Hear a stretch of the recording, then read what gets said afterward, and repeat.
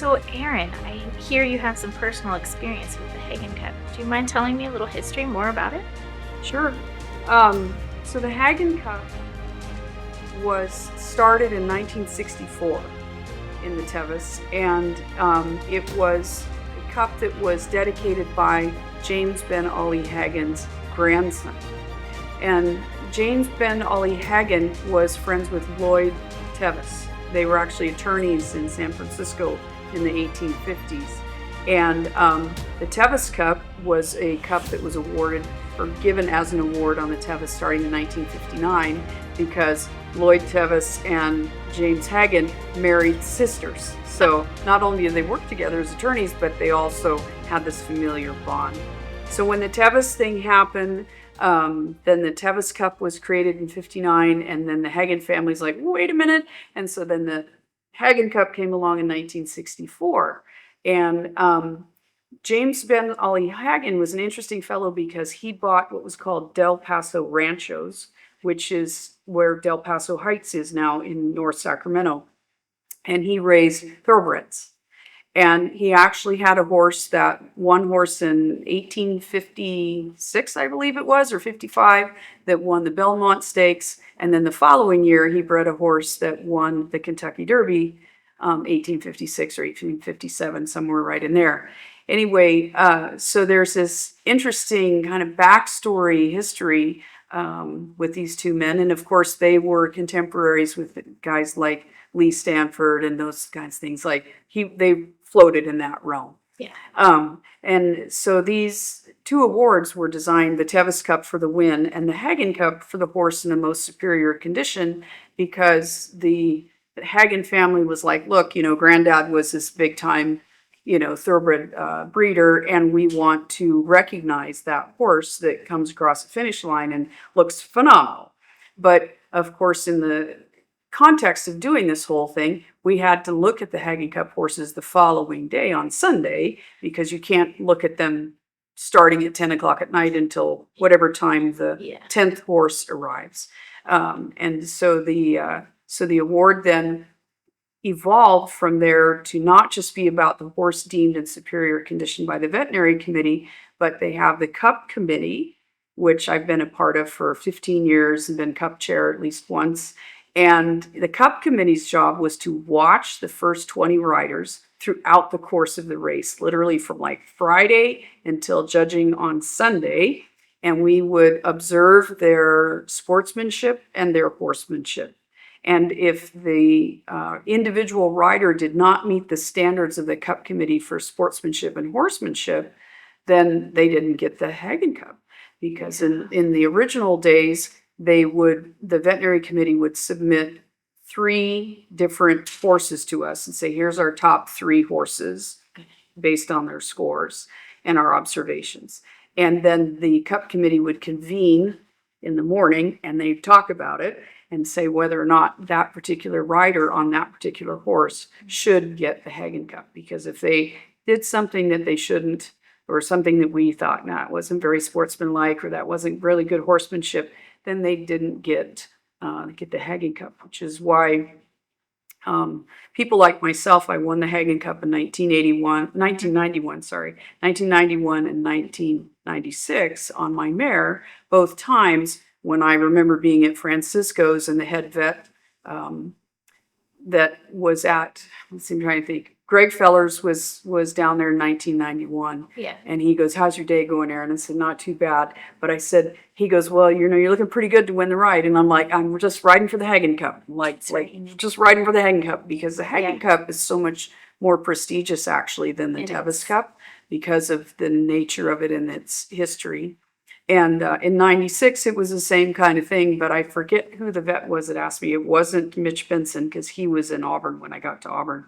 But it could have been Greg again, or it might have been Bob Morgan that asked me. Well, I forget who. But anyway, same thing, same answer. I'm like, I'm just riding for the Hagen Cup. Like, I'm not really interested in the Tevis Cup at this point, because faster horse could pass me, and that's totally fine. But I'm riding for the Hagen Cup because of its prestige. And now we we don't look at the top 3 horses so much anymore Right. as a cup committee. And now we tend to just divert to whatever you guys come up with as the veterinary committee and say, this is our top choice.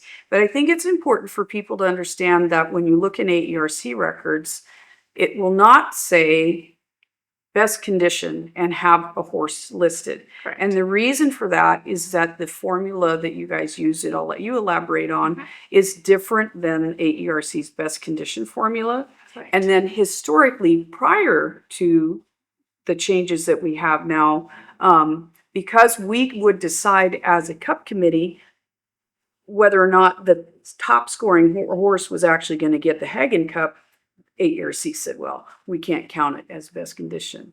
So it's kind of an interesting thing. You have to go onto the website, Tevis website, to really see the data that goes along with that. I would have to say I have been very honored to be part of the Hagen Cup judging. It is unique compared to any other AERC ride, and that you're right, it doesn't take into account placing or weight of the rider or things like that. What's beautiful about it is that we, as a group of 10 to 15 veterinarians, pretty much all the veterinarians that are on the length of the trail, have seen these horses the entire time from different perspectives. And then we all collect the next day at around 9 a.m. So we get to watch each horse present if they choose to present. And what's nice is that it's a very collaborative event. As you can see on, if you've been there, we have different people assigned to different tasks. So not 10 people can examine every horse, but we get the information together. So we have one veterinarian who's doing the cardiac recovery index. So we're going to start off watching the horse, getting a heart rate, having them trot out the 125 feet and back, and checking that heart rate. It is very important, even though they've had a good night's rest most of the time, that they may still have a wide CRI, that cardiac recovery index. So we check every single horse. Sometimes their horses are a beautiful heart rate of 36, and the next horse might have a resting heart rate of 64. And that all changes, but they look great, but you wouldn't realize their heart rate's that high. So that's one of the portions we look at. We have another veterinarian who's going to look at hydration status. So they're looking at mucous membranes, gastrointestinal movements, as well as skin tent and jugular refill. We're going to look at all of those things to get a good representation of how well that horse was able to recover or maintain its hydration. Additionally, we also have another veterinarian who walks around. If you've seen the veterinarian walk around and pick up each limb, we're very gentle and we're looking for any surface wounds or things that may have happened on the trail, or any swellings or heat or things that may have occurred on the trail. So we're looking for some surface factors as well there. And then after that, it's kind of great because the horse is on a stage and everybody gets to see that beautiful horse move one more time. So we're going to ask them to trot in a circle both directions. And that's really a lot of valuable information, because throughout the entire ride, we only ever see them go on a straight line. And that's fantastic, because that is the ARC guidelines, is in a straight line. Do you have any sort of lameness? And the circle, we actually get to see if they're favoring one side or the other, and we get a good representation. And we also see their attitude. It's beautiful. You can see the horse that's still tired, and the horse says, give me another 100 miles. So we collect all that information. And what's great is we sit down just like you and I are talking, and everybody sits down of like, who do you think could be it? So we get some numbers, and then we have this discussion of, this is what I saw, and okay, well, let's look at everybody's CRI. So we have a very good debate, and it is a debate. we take it very, very seriously, and a lot of times we ask, well, which horse would we want to get on and go another 100 miles for? So we take that job very seriously, and we want to put the best horse up. And I heard you said earlier today that sometimes we may not actually pick some horse. So I believe it's happened in the past, right? It has happened in 1989. Yeah. The horses that were presented, all of them were in some degree of either not necessarily lameness, but just anomalous kind of movement where they were uneven in their carriage and were showing some definite signs of stress of having completed this, arduous task, which is riding 100 miles over the Sierras. And so it was quite a stir Yeah. when the head vet got up there and said, this year we are not awarding the Hagen Cup because the veterinary committee said we're not going to give the award to a horse that's not completely sound. And they didn't feel that there was a horse in the field that was sound enough, fit enough to be worthy of the honor of getting the award, because it is a very honorable award. Absolutely. And we can't in any way lower the standards of the award. And I think that was a good thing for the endurance community to go, Mm-hmm.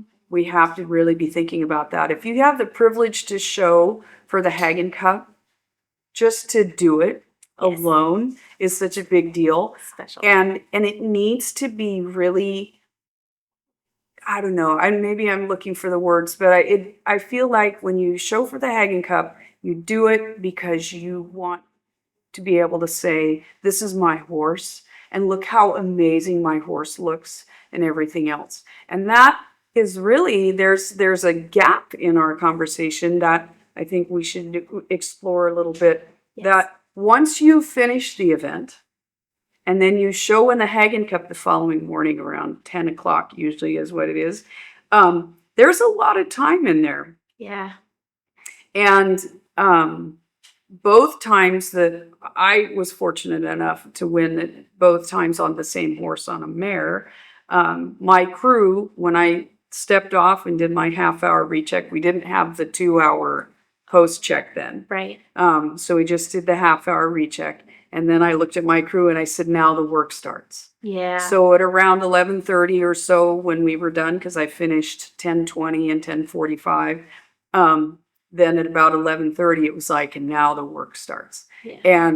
And we attended to my mare Cougar's Fet on the hour, Yeah. all the way until the showing at the Hagen Cup. So what kind of things did you do? Were you massaging or making sure that her limbs were nice and cooled down and tight? What kind of things were you doing? We would massage her. Fet was very agreeable. Mhm. And when she would lay down, we could just be on either end of her and just having Yeah. conversations, like Yeah. a couple of old hens at a knitting party. Yeah. And we would just work her, and she would lay there, and you pick her legs up and work her legs. And then, if she had enough room, we would just roll her over. Oh, And she sweet. didn't care. And so we'd roll her over, and then we'd do the other side. And then she'd get up, and then we gave her a mash like every hour. We'd take her for a walk for every hour. We'd let her pick at the grass. If she wanted to go roll in the grass, she could roll in the grass. If she wanted to roll in the sand, she could roll in the sand. Yeah. And then about 8 o'clock in the morning, I gave her a really nice bath. And we continued to do the same thing. And so we kept her moving, but we let her eat whatever she wanted. She basically had everything in front of her. She had her cortege of attendants Yes. for that whole time period, a good, Yeah. I don't know, 11 or 12 hours or whatever it was between finishing and showing for Hagen Cup.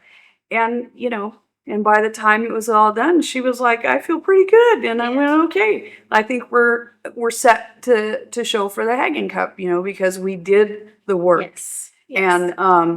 And there's rules involved, like you can't do standing bandages, you can do ice water, but you can't dump alcohol in the ice water, you can't do any kind of liniments. There's a lot of restrictions when you are caring for that horse overnight before Hagen Cup. You're There's not in the same group as everybody else. There's drug testing as well. And the drug testing happens that morning. Yeah. So you Yeah. can't really give them anything at all. No, Right. can't. No, you just have to really, I think at that point, step up your game in your horsemanship and your understanding of horse physiological needs and what they require, and your willingness to just give that time up. You have to be willing to say, I'm gonna roll my sleeping bag out on the grass in front of this horse's stall, or sleep in the stall with him, or whatever. I'm just not gonna leave until it's done. Like my job's not done yet. Yeah. So that's that. another question for you. Can I pivot? Now, before this race even started and you were competing in other ones, now you also prepare for your trot outs as well, right? How do you go about that? Well, I mean, I'm a NATRC kid first, right? Yeah. So competitive trail ride, I started competitive trail, and then the following year did competitive trail and endurance when I was, I don't know, 13 or something. And I had the good fortune that Terrell Reed was my riding instructor, and she, of course, was a NATRC horsemanship judge and had won a national championship in NATRC. And so I didn't have any wiggle room about how my horse was going to be trotted out. So I knew to keep that horse's ear at my shoulder. Yes. And to teach my horse, like the horse had to start the jog first and then I go with them. And then at the end of my trot out on the straight lines, I had to halt, turn at the walk, and then trot back. And the horse needed to be sharp. Yeah. And then on the circles, of course, and you teach the horse to, ideally you would teach the horse to trot with you on the inside, either direction, because it's very hard to run on the outside of the circle because you have to run a little faster than your horse. And then you would show your horse at two different paces, which would potentially influence the opinion of the veterinary committee. If they're like, well, the one way the horse looked pretty fresh, but the other way the horse was kind of dragging a boat anchor. And if that could be just that the rider or the handler is on the outside and they just can't run as fast. Right. And the other thing that is really interesting is a lot of people think, oh, I should go as fast as I can go. I'm going to run as fast as I can go. And when people run in a very awkward way in terms of what they do with their bodies, and that can really be distracting to a horse. You're better off to have a nice, even, steady pace that shows that the horse has some good energy, but it doesn't exhaust the rider and handler's ability to run with their horse. And so there's that. And then on the circles, like for me, I teach my horse to go out about 8 or 10 feet away so that I'm on a slightly smaller circle and I don't have to keep up with my horse, but I can let my horse move out and be a little bit bigger without me trying to stay with them to be bigger.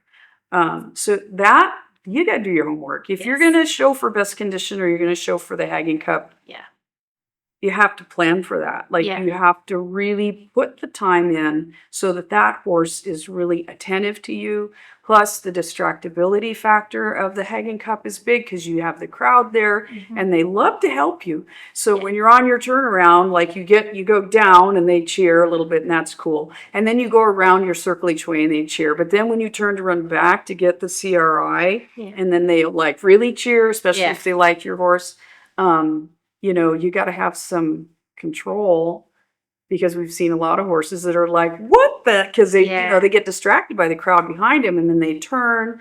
So the horses need to really be just locked in and they have a system with their handler that they know no matter what's going on, that they're still attentive to that so that you can really show your animal to the best of their ability. We love seeing horses who love to work, but it is hard to see if they start rearing or jumping. It shows that they're active and spry, but unfortunately it doesn't show their gaits. So it kind of hinders them as well because we can't accurately judge how well they're moving if they're being too excitable. So having that rateable horse who can safely run and do a nice trot for the inconsistency and having a consistent gait across to see how well that horse moves. I think, like you said, having to put the homework in before the event, not the morning of, is very, very valuable. As it definitely shows to us veterinarians when you have a well-respected horse who can perform as needed so we can judge them effectively. Because if you're too tired, are they tired? Are they lame? Or is there something going on? Like you said, if having two different rates of speed, depending on your distance, I might consider, is that horse lame? Is that why he doesn't want to go as fast? Right. So there could be things in there that can be misjudged if there's something going on. Sure. Yeah. Well, and then too, horses won't necessarily put themselves on the shape of the curve, right? Circle is just a straight line with a curve. but they still need to show that way. And if the handler's on the outside and the way people run and do this, they're going to pull the horse's head to the outside, which is definitely going to make them look a little bit anomalous and maybe not totally lame, or not necessarily lame, but not necessarily really sound. And so that's the other thing. If the handler's on the inside, at least you have the horse in the semblance of the turn and the curve, if you will, and that helps. Because then hopefully the horse tracks well and the hind legs follow the forelegs on the circle. And so then they'll look a little bit better. Yeah. So then there's that. And I also have seen, I mean, I've watched a lot of Hagen Cups. I think since probably 1976, I think I've only missed watching 2 of them. And I'll see riders that will hand their horse off to somebody else and be like, here, you show them. And I get that. Maybe you don't have the legs and the wind or whatever to run as much as it requires, because it does require a certain level of fitness to be able to do that presentation. But if the horse is unfamiliar with that handler and that handler has their own concept of what they think this is supposed to look like, I have seen horses that would have presented a lot better, even if the owner had done it and just shuffled along and the horse shuffled along with them, because really you're looking for soundness. And a horse can be shuffling and look just as spry as a horse that's been gingered. Don't ginger your horses. No. But a horse that looks like he's gingered, he's got his tail straight in the air, they can look equally bright. Yes. So it's sort of a cautionary tale, is if you're going to show for Hagen Cup and you're going to hand the horse off to somebody, that somebody needs to have practiced with that horse and have the system already. And then from the standpoint of being in the stands as well as down, they used to keep the Hagen Cup Cup committee members. We used to stay down in the arena, and they booted us out. Anyway, and so now we end up in the stands, sort of embedded with everybody, so we see it from that perspective. But there's a couple of things that I would say is that running with your knees really high as a person does not enhance how your horse moves. And it does distract the horse a lot. And horses, when they're going like, what? This is like way weird, tends to influence their way of going. So don't do that. And please wear a really good bra. Just putting it out there. There have been a couple of gals that have shown for Hagen Cup that sitting in the stands with all those people, nobody talked about the horse. We'll leave it there. Nobody noticed the horse. And then everybody's like, "Hey, was it sound? Did you notice? Did you see?" And nobody knew, because it was like a really bad, very bad distraction. So please don't do that. These things matter. I'm telling you, these things matter. The last 10 years have been great. As somebody that's shown a lot, I've shown a lot of horses ever since I was a little kid, and everything else, like your outfit kind of matters. So your outfit is your outfit. Make sure your outfit fits the task. Let's put it that. Let's just do it that way. Because it's been kind of humorous to sit there in the stands and everybody's going, well, I don't know if the horse was sound or not. Like, nobody saw it, because we were all like the RCA dog trying to reconcile what we were watching. Mostly what I see is the lame rider, not the lame horse. So I'm like, whoa, that rider, you need an Advil. Right.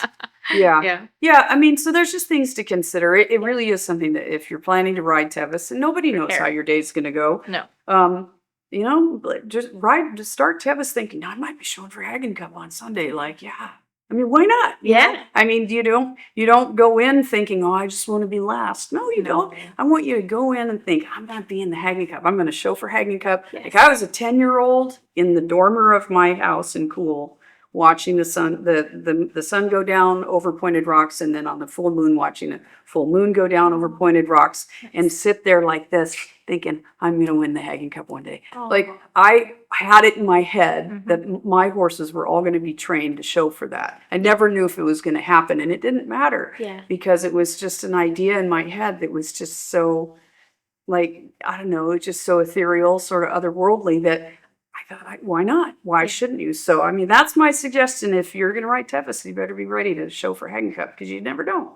might be your day. Tell throughout the whole course of the 100 miles which rider is most attentive to their horse when they're in the top 10. You can see the work put in before, during, and after the event. So it's visible to us, not just in that few minutes of that exam at Hagen Cup, but it is visible throughout that 100 miles and the next day. So Absolutely. it's Yeah, a I mean, wonderful, yeah. fun, wonderful event. Yeah, for sure. I mean, and I've been in the Cup committee as many years as I've done Cup committee now. You can definitely see who has done the work and who's prepared to do the work, who's like mentally already got notes in their head about what they're doing. I mean, if the rider's unable to present their own horse, they still have to be present for the Hagen Cup judging. They're not allowed to let somebody else go take care of it for them. Right.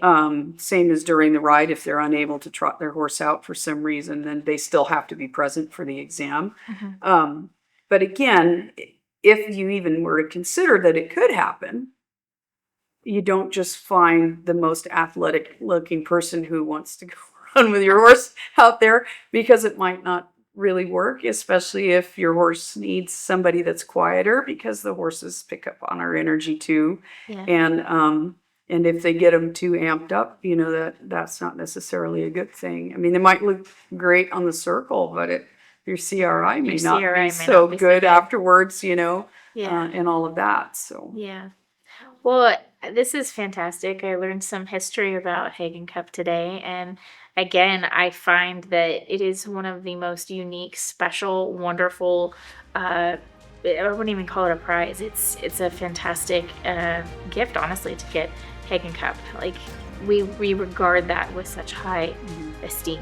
So it's very prestigious. It's yes. a very prestigious award. It's not taken lightly, I don't think, by anybody. No. And thank you so much for being part of that committee and all of your contributions and dedication to the ride, because it does not go unnoticed how passionate you are to be there. So I really do appreciate that. Nice to see you on the trail as well. Yeah. Thank you.